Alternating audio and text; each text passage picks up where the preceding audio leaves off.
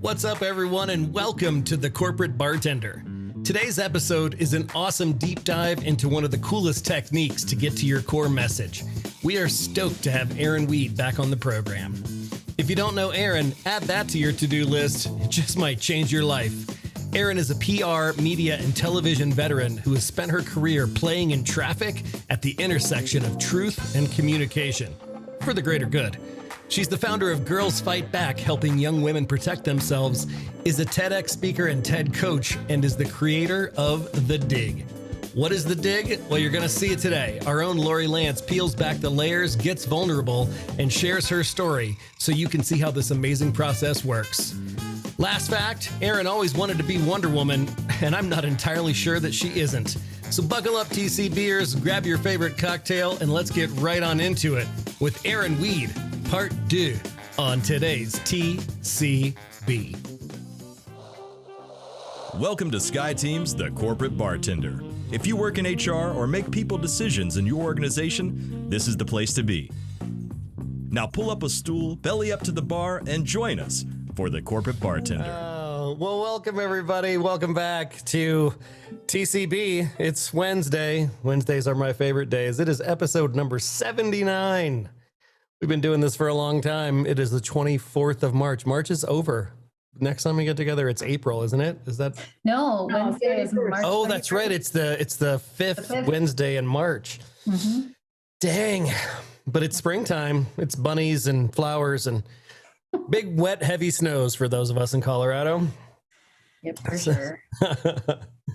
So thanks for coming today. Today is going to be a fun day. We've got Erin Weed back with us today. That's you. If you guys were here for Head, Heart, and Core, you know what to expect. It's going to be even better this time. It's Erin Weed, Part Deux. Part Deux. Part Deux. That's going to be awesome. So we're going to dispense with the news and such to give Erin as much time as possible. So I'm going to hand the reins to Miss Lantz and let her and Ms. Weed just dive right on into it. Sure. Well, I do want to just kind of pause a minute and just acknowledge that, you know, what happened in Boulder this week hit really close to home for a lot of us on the call, like literally close to home. And if many of us maybe didn't know firsthand people involved, we certainly know by extension 1 or 2 degrees of separation. I know that's been the case for me and almost everybody that I've talked to. So it's been rough. It's been shocking and scary, and just want to acknowledge that and see if anybody, had anything that they wanted to share or express in terms of, what's going on in the world. Thanks for bringing that up. Yeah, I've got a really good friend, also a client. I've known the guy for about 15 years, and he lives literally like a half mile from that King Soopers. And I texted him yesterday. I didn't want to hit him up on the day of in case he was connected to it in any way. I got emails from him, so I knew he was okay. But I texted him yesterday just to check in, and he was in the parking lot when it started. His wife was inside the shipping store, which is just kind of around the corner in that same center on the edge of the building there. And he ran into the store, and they ended up sheltering in the back of the shipping store for about 3 hours until the police let him out. One of the folks in there with them had a police scanner app on their phone, which I didn't know that was a thing, but apparently that's a thing. And so they were listening Yikes.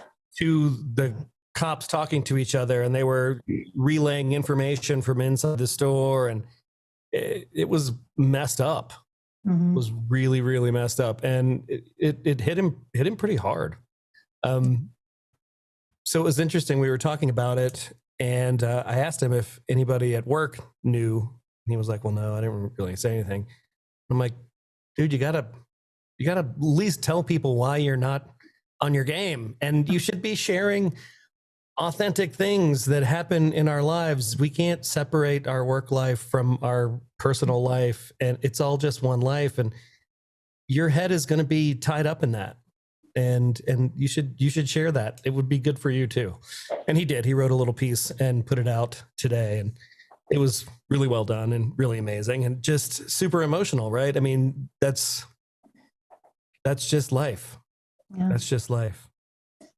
My mom is the one who told me that the shooter went to Arvada West High School, which is where I went to high school.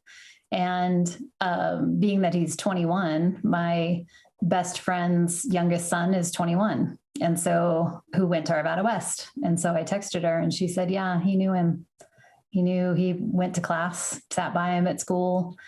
Actually said he was a nice guy and he got bullied all the time for being Muslim.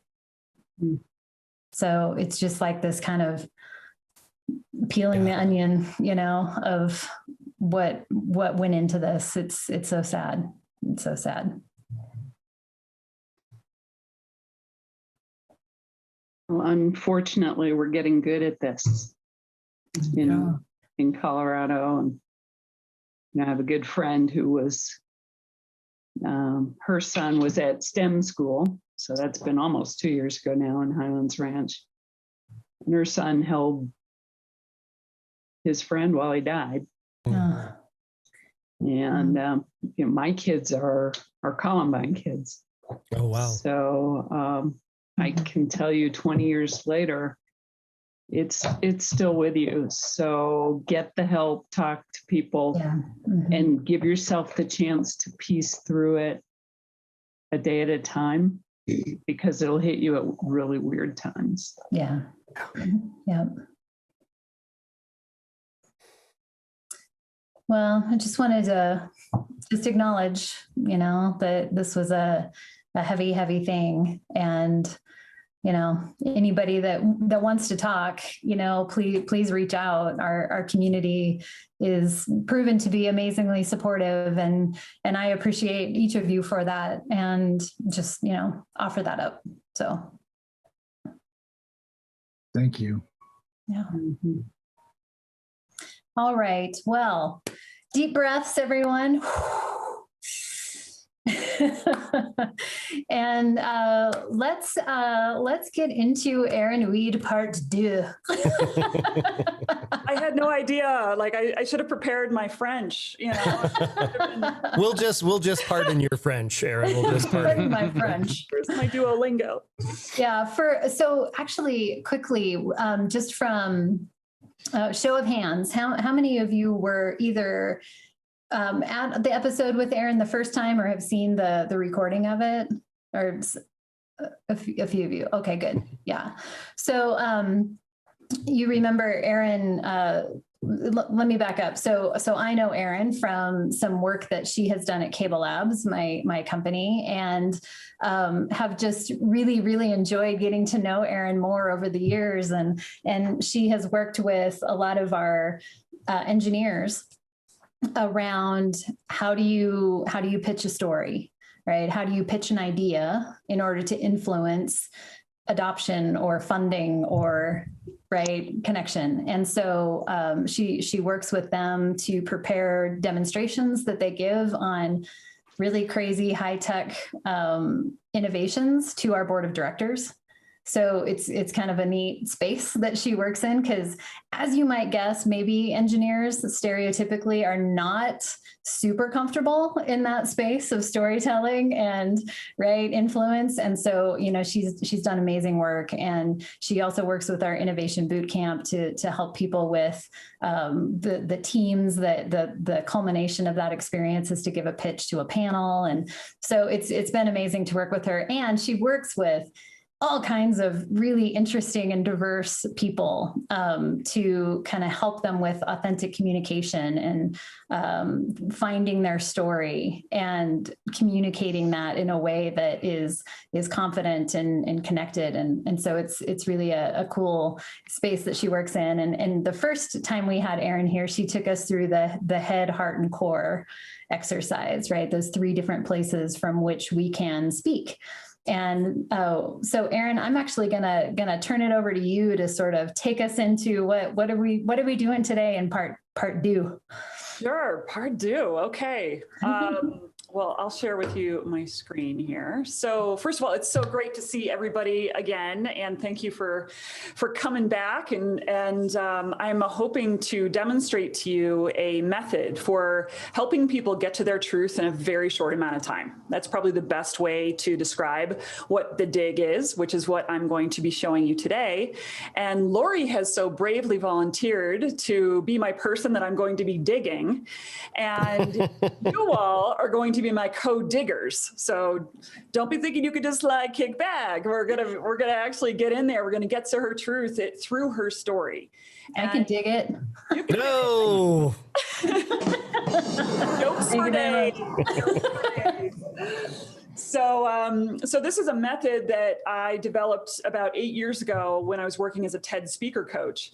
And what I learned about TED speakers is that they have these really, really big truths that they have to hyper distill down into these very short talks that anyone can understand. And a lot of TED speakers, they're super brilliant, they're super successful. How do you take all that truth down to something that everybody can sink their teeth into? And so that's how I developed this method. But over time, what I've learned is that this actually applies to anybody in any position who just wants a better understanding of their own truth, their own purpose, and how to express it. So I'm going to very quickly kind of take you through the method, and then I want to dive into digging Lori. So really the dig is all about figuring out who you are, what you stand for, how to express it. And we don't do that in a future sense, like a lot of self-help programs will have you design who you want to be. I instead take the opposite approach, and I look back at their story from when they were a little kid all the way up to present day to look for the repeating themes. So the dig, we're definitely getting shovels out and excavating what's already there. Because I personally believe that we just need to remember who we are. We don't, when it comes to authenticity, you don't have to make something up. You just need to remember who you are. So what I help people do through the dig is we help them get clarity, because when people get clarity about who they are, what they stand for, and how to express it, then all of a sudden a natural, happy consequence is this confidence. And then confidence is the thing that turns into connection. So this has been a process that I've done not just with speakers, but also I work regularly with executive teams, I work a lot with HR to help new hires as almost like a personal development exercise, and to help them fit into the teams that they're being placed on. And I mean, I've even done the dig on my mom and my daughter, and it just helps me better relate to them on a truth level. So really anybody can do the dig. This is a retreat we had about a year ago, over a year ago now, when in-person meetings were a thing. Aww. So here's the framework, because I know some people might hear about this sometimes. They're like, well, that sounds a little Boulder-ish, which I am in Boulder, and we are a little woo-woo here, but there is actually a framework that I'm operating from, and I'm currently growing the company so that I can be training more dig facilitators in this framework. So we start with just kind of clearing our mind, clearing our thoughts, trying to get all the stuff out of the way that might prevent us from being who we are. Then it's a matter of telling your story. And this depends on how much time we have. Today, we don't have much. So I'm going to have Lori tell her story today in about 15 minutes. And then from the story, what I'm looking for is these truth words, these bigger themes that could almost summarize what the story was all about. Like if somebody tells me about they went on a cross-country road trip and it was the best thing they've ever done, well, that has a theme of freedom or liberation. And so I'm always looking for the thing above the thing. So someone tells me a story and I'm always like, but what's that about? I'm really fun at parties. So we're going to pull out all those words out of the story, and then those words are actually in relationship to each other. And I call it the operating system, and I almost think of it like a sports team. And every single player in this operating system is absolutely critical, because it's our operating system. It's what makes us tick. But there's also a captain. there's one word that kind of calls all the shots for the whole operating system. And that's what we call your dig word. And it's not a descriptor. It's not a personal branding thing. It's not trying to put someone in a box. It's almost like a name for a person's frequency. And language is the best thing that we have to really kind of claim a person's frequency.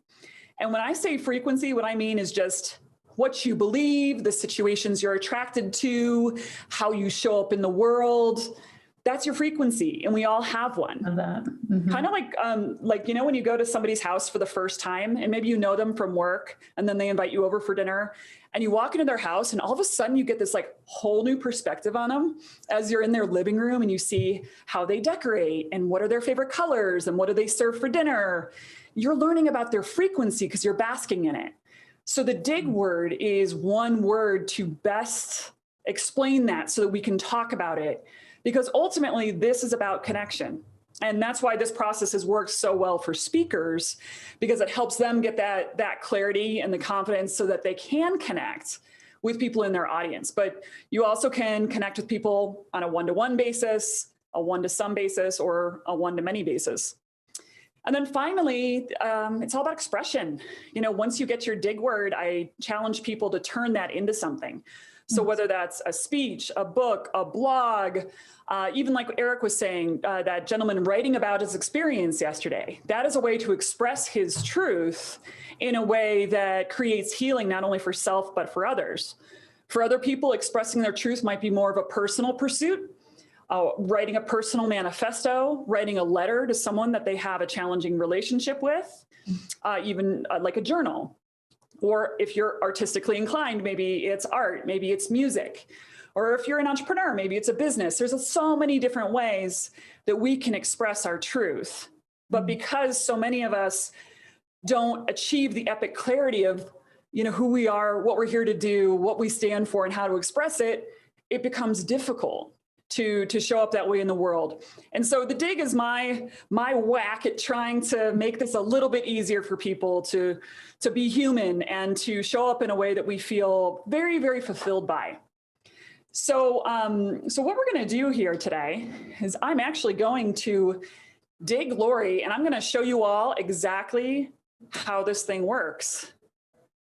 And I'm super excited and a little nervous. People usually say that. People usually say that. So, so on that note, here's and I told this to Lori beforehand. I always ask people to not prepare. This is not writing a speech. This is not even developing a message. This is just showing up as who you really are. And Lori doesn't have to worry about what her operating system or dig word is. That's all of our jobs. So I'll be the facilitator, and you all are going to be my co-diggers. And I'm actually going to set a little timer here to make sure that I stay on track.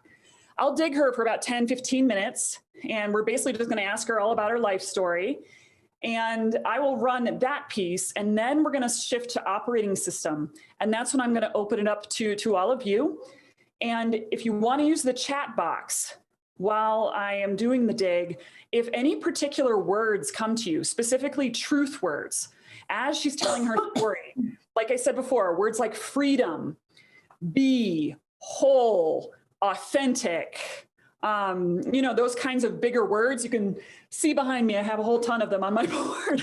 I'm a little particular about my sticky notes and sandwich bags. I was going to say they are in Ziploc bags, yes? Oh yeah, and there are seriously thousands of them. That's awesome. I'm not like a super organized person in everything I do, but my bookshelf and my sticky notes are like the total exception. So, and the reason that I keep them in sticky bags, the sticky notes in the bags, is because to me, someone sharing their life story with me, I just think is so sacred. And when I touch each of the sandwich bags, I mean, I can feel them, like, and I love them so much. I love the sacredness of the sandwich bag. That's amazing. And look at, like, I got, like, this is filled with sandwich bags. like forever. I have so many, and they're so beautiful. Anyway, I love it. Really, I see people for a living. That's my job. I see people, and sometimes we can't see ourselves. And so I think the gift of the dig is that we reflect back to people how amazing they are, and we show them their own frequency and give it a name so we can talk about it. And usually people are a little nervous before we start, but on the other side of it, people feel relieved, Yeah.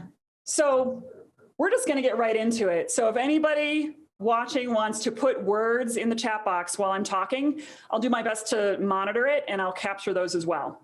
And I'm going to not look at the chat box because that'll make me all... Yeah, don't look at the chat box. Can you also not look at what I'm typing? Yeah, I'll just make that real small. Avert your eyes or... Avert your eyes. All right. Yeah, it helps you to be a little more present. So maybe we can start at the beginning. Where are you from?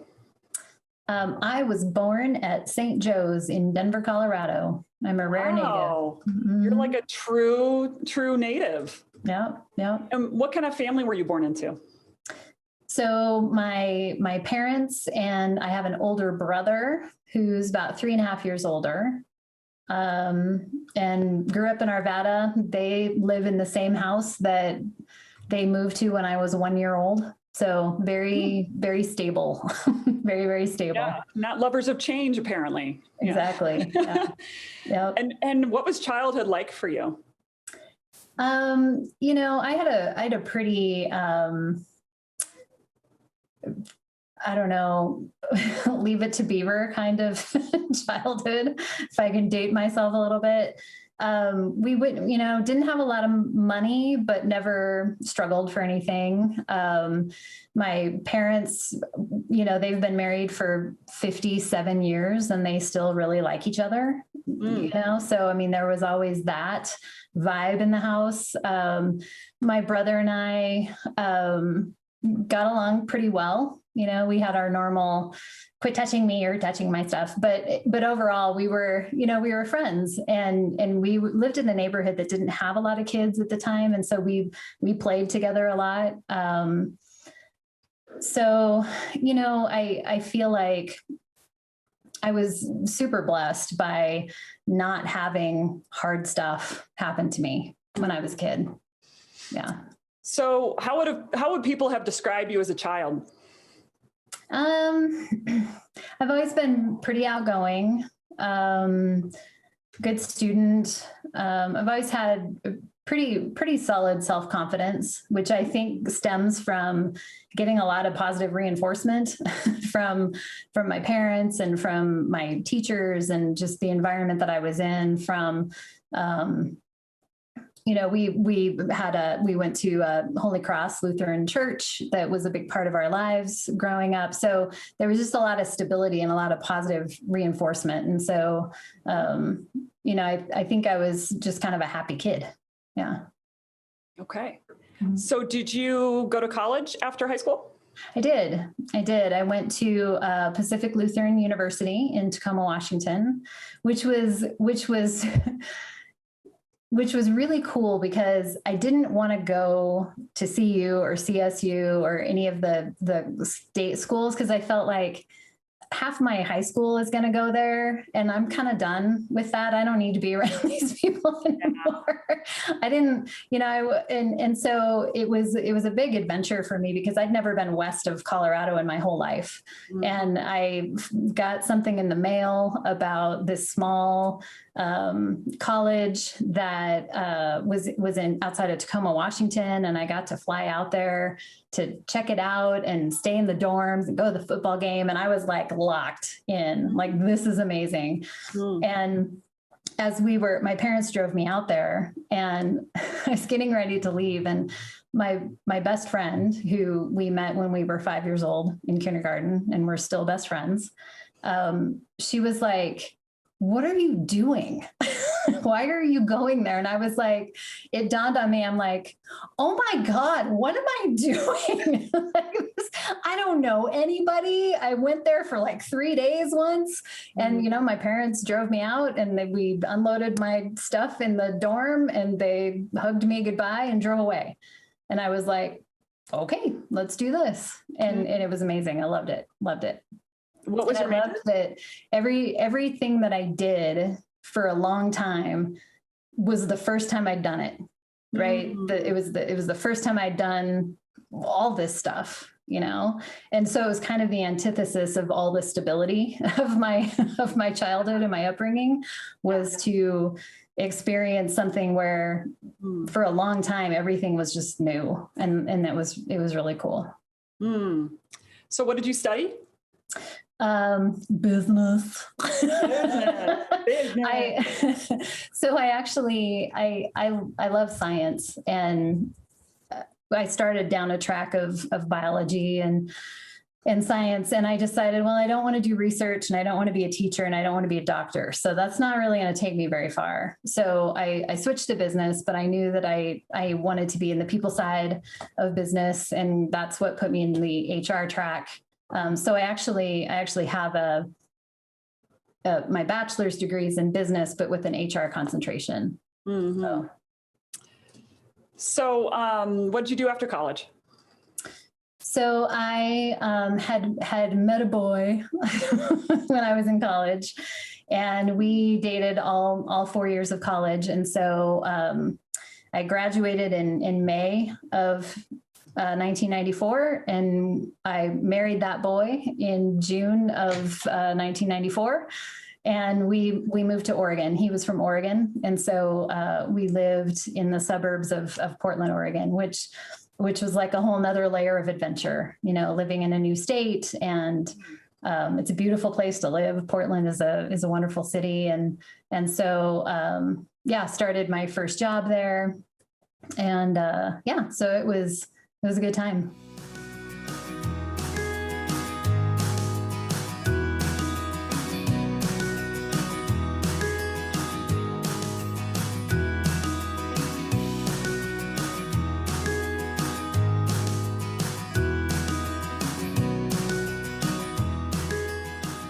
So it's like a report card. I know it's, and this is like from a very short amount of time. I did a dig on a gentleman this morning.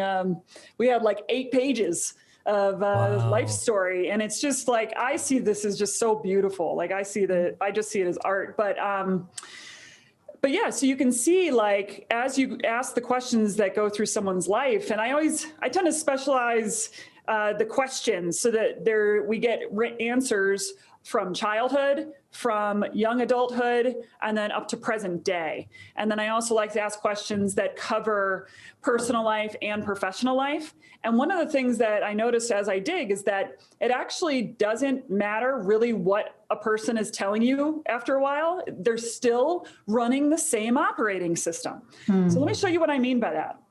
So Lori, we've pulled out on the right-hand side here, the final 2 rows are all truth words that were emerging. I couldn't follow chat while I was doing it myself, so I can pull some in, but I think I got the main one. So then what we do is we pull in these truth words and we start to play with how they could all be interacting with each other. And ultimately, who's the captain of the ship? So I pulled these together, and this at this point is a very intuitive process, and it's a feeling into, and this is always the person who's being Doug's thing, you know, Diggy, is that the term? I don't know. Like, who's Doug? Doug. Big Doug. I always see myself as a facilitator or a mirror. I'm never telling someone what their operating system or their word is, but I'm saying, here's what I see and here's why. So I'll just kind of walk through this for Lori, and then Lori, you can tell us, does it feel true? What would you want to move? Okay. I look at this like an organism, and we want to, again, overlay Lori as a child, Lori as a young adult, Lori up to current day, how she is at work at Cable Labs.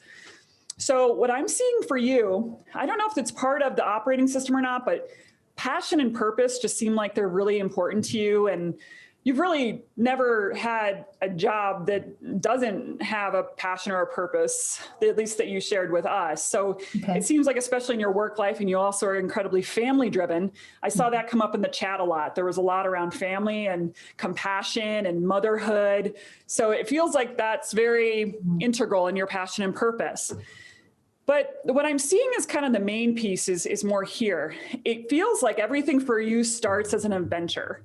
And one of the things about the dig that's really interesting is that sometimes I get to people's dig words and their operating systems from the wonderful fun things they talk about. But a lot of times what I'm looking for is actually the complete opposite. And you'll notice I made a gray sticky note here. So this is I made it gray because it's a shadow. So the whole idea is that with our dig word, that is the area that we're going to shine the most. It's also the area we're going to struggle the most. It's like two sides of a coin. So I often look for where people struggle the most as like an inroads into what their dig word could be. Because I think the dig word in itself, remember, this is a frequency, and frequency is pretty neutral. It's not looked at as good or bad. And these aren't descriptor words about Lori. These are things that are in her frequency. And it seems like she holds the energy of adventure. Like everything seems to be an adventure.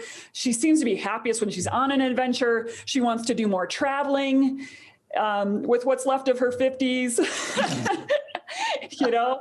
So that seems to light up her soul, you know? And then I'm also noticing, actually, I'll go here to connect. So this feels to me like it felt like it needed to be in the center of the operating system because it feels like it's like the heart of things. It feels like it's right in there. And those of you who we did head, heart, core together last time, you remember how strong the heart is, right?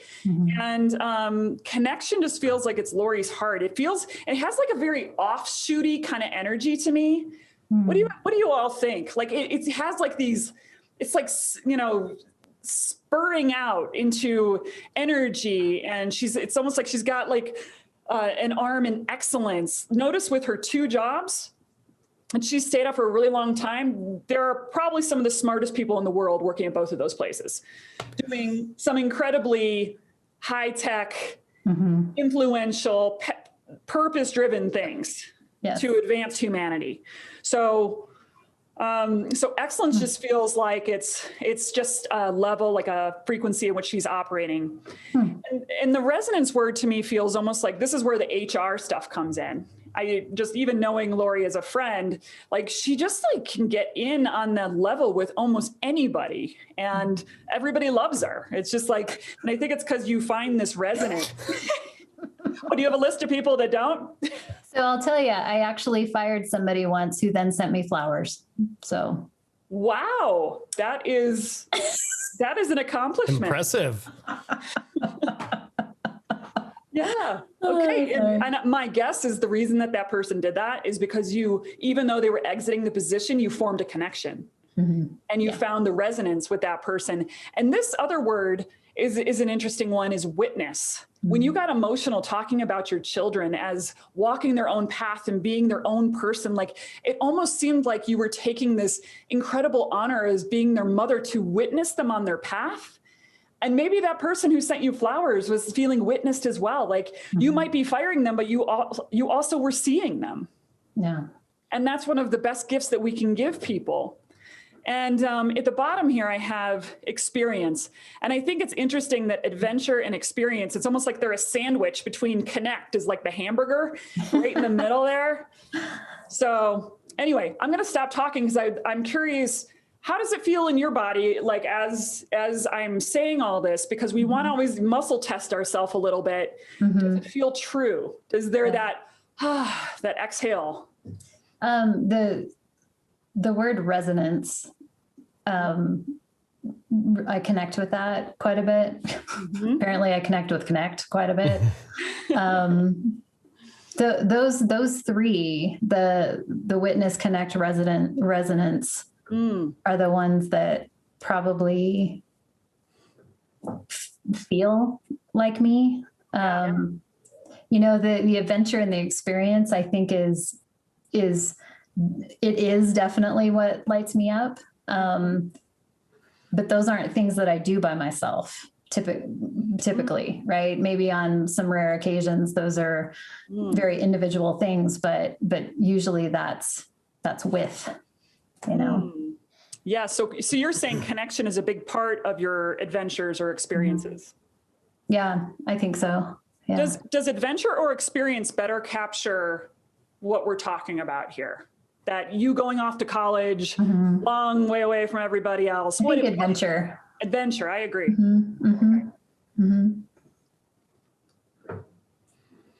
Does excellence, this could just be a criteria or a descriptor word?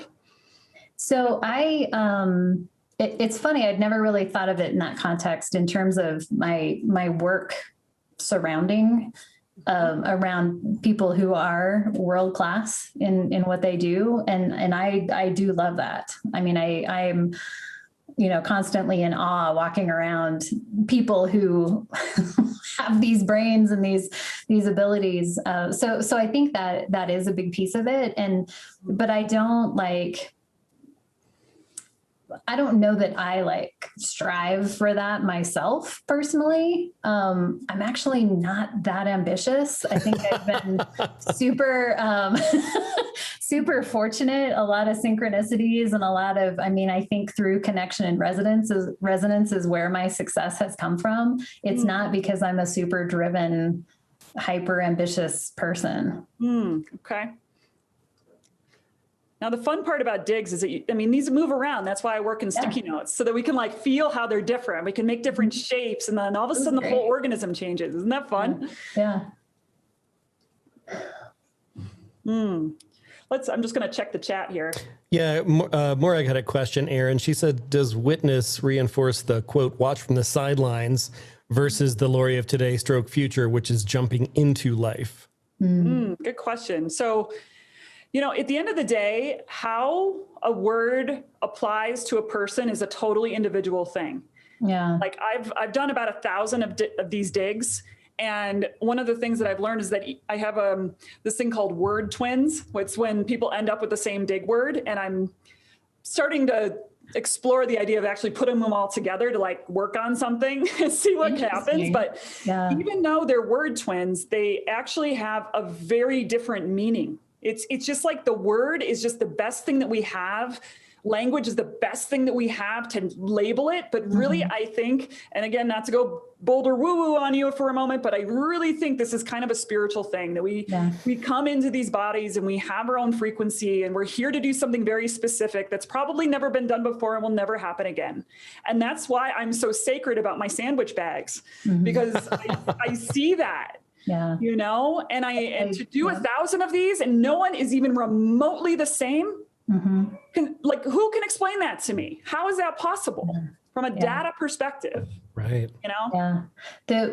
When I read witness, Morag, to answer your question, just from inside me, I think of that more as holding space. So it's not a external thing as much as in it with them, the holding space kind of thing. 'Cause I do lean towards wanting to fix things just because, right? I want everybody to be happy and feel good and be joyful. But sometimes it's not about fixing things. It's just about holding space and letting people be where they are. So that's how I think about that. Ruby says it reads to me as presence. How does that word feel versus witness? Yeah, that's probably a closer thing. Great. I know I use the word witness with the kids. Yeah. But yeah. Yeah.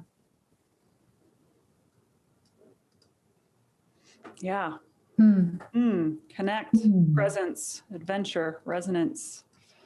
It's the word connect has always been a go-to word for me, I guess, in describing a lot of situations, a lot of relationships, a lot of things that aren't working because it's missing, a lot of things that are amazing because it's there, a lot of things that are in progress because it's getting there, so connect is one that,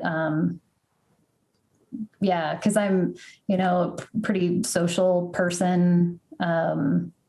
I wouldn't say I have a ton of really close friends, but I do have, my core group of friends that, I step into traffic for, I guess, but in the general sense, I like that feeling. I think that's why I like facilitating training, and even if it's with strangers, because you can find something with everybody. And sometimes you can create the connections between other people, right? Build those connections between other people so that they can feel what that feels like. And I think it's a very kind of wholehearted thing, you know?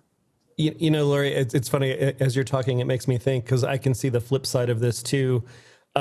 When that connection is threatened by somebody, by some sort of external force, Lori is fierce in protecting that. Like, don't fuck with her people. My people.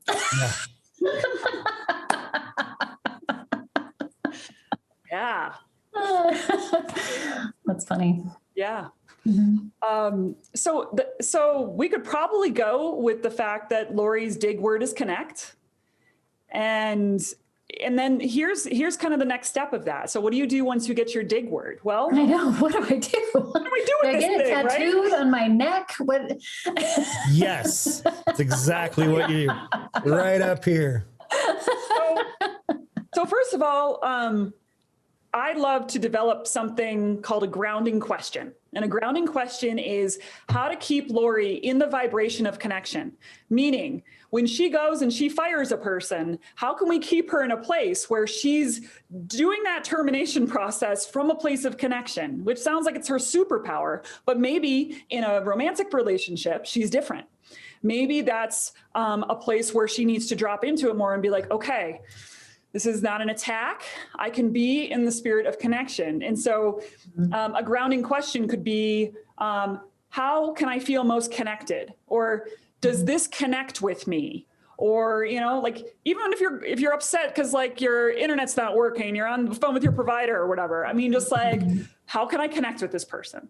It brings us back to truth. Mm-hmm. And there's a lot of different ways we can use this. I mean, first of all, especially with people who are leaders, who are in public, which Lori has in her internal world, especially.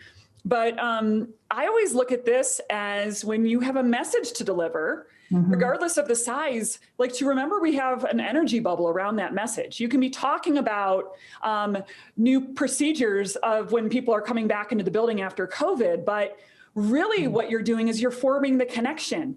At the very beginning of this call, you opened it up to talk about the shooting at King Soopers because, yeah, it's a hard thing. Yeah, it's a difficult thing, but you opened it for connection. You don't shy away from it.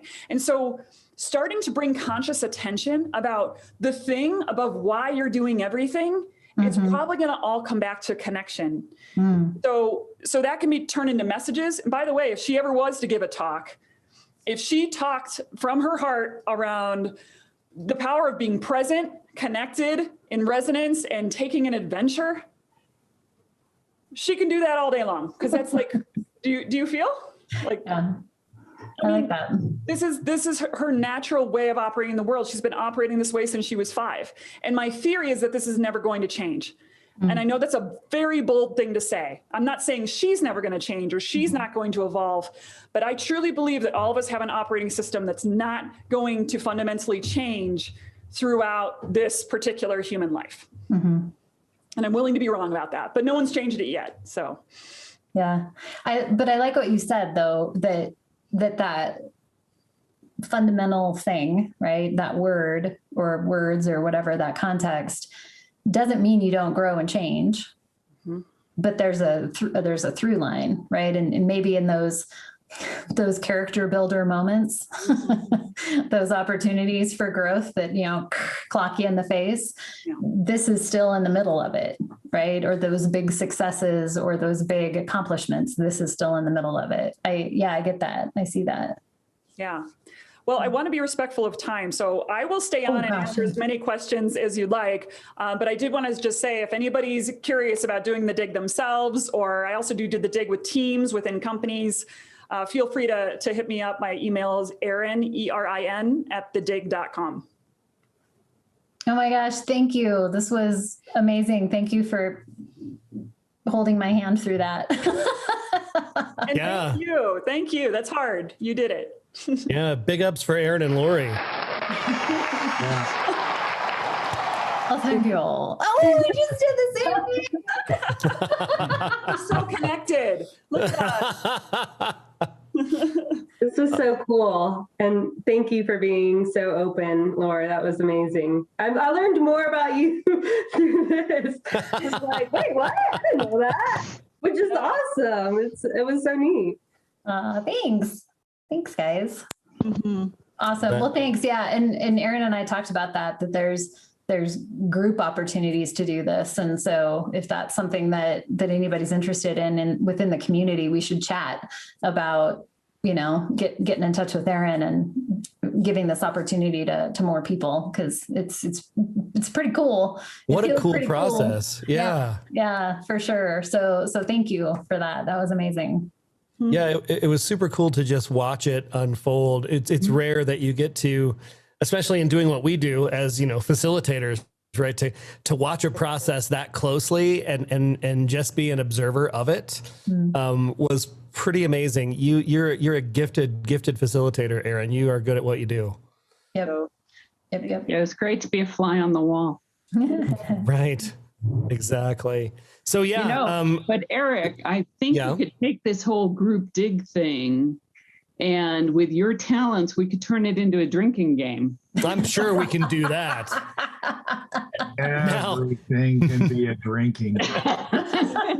See, Erin, now we have the setup for part 2. I am here for it. I'm here for it. Awesome. Thank you guys so much. Let's do some funny stuff and the good feeling stuff and then get on out of here.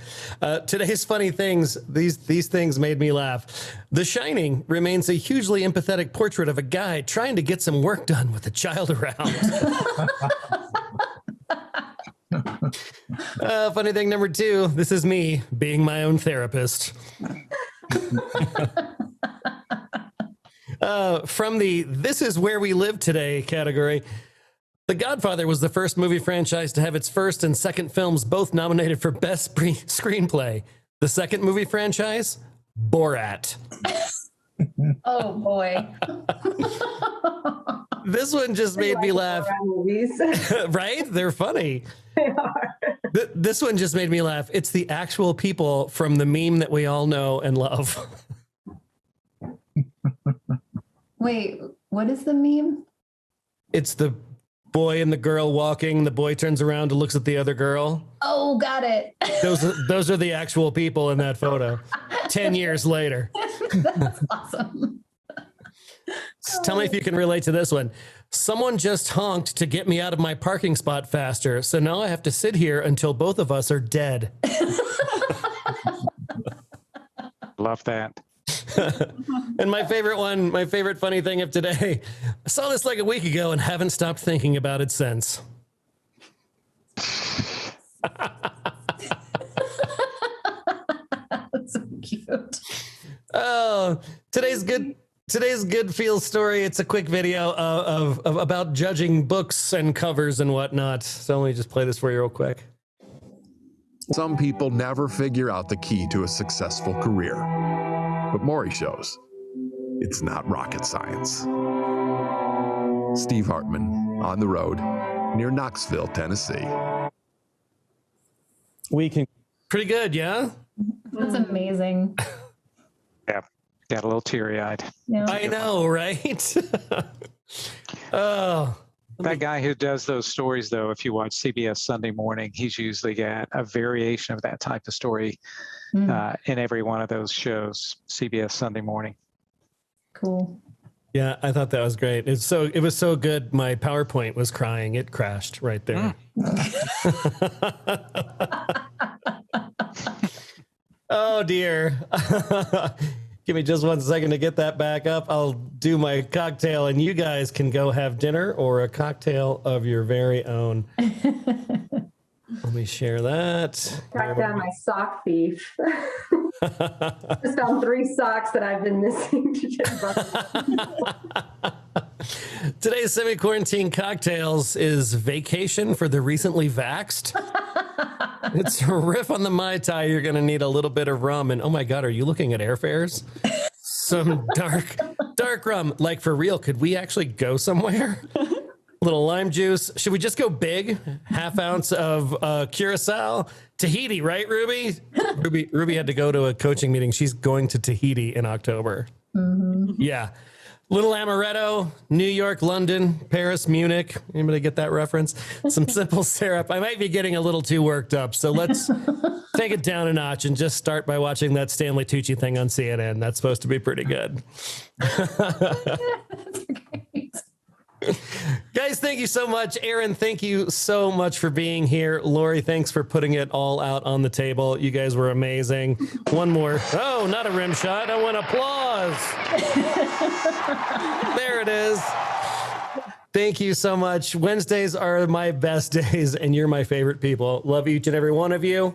We will see you again next week. Erin, looking forward to part 3. Can't wait. I'm on it. All right. Have good nights, everybody. See you next week. Erin. See y'all. Thank you so much for joining us today. If you had a good time and learned a thing or two at today's happy hour, please share it with your friends. If you want to join our tribe, head on over to skyeteam.cloud/TCB or email us at info@skyeteam.com. That's SKYE team.com. Thanks again, and remember, you've always got friends at the Corporate Bartender.